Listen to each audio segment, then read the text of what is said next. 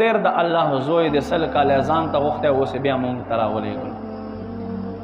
الله فرمای عزیر علیه السلام دوی ته بدعا وکړه، وای تر ورځ د قیامت پس تاسو له جسمونو نه بدبوئی راځي.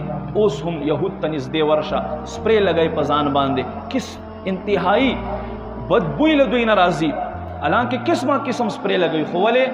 الله فرمای بنی آدم ما ته کنزلې وکړلې، بنی آدم اولاد آدم ما ته کنزلې وکړلې، څنګه چې دوی ما د پاره اولاد وګرځولو، فرشته ما د پاره لونه وګرځولې. فرمای یهودیانو متعلق الله فرمای ضربت علیهم الذلة والمسکنه، په دوی باندې خواري او ذلت واچولای شو. فرمای وغضب الله علیهم، الله په دې خلق باندې غضب دې.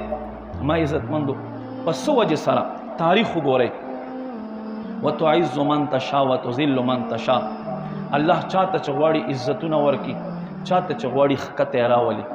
زمونږ ملک پاکستان نن 75 سال مخکې آزاد شوه دی.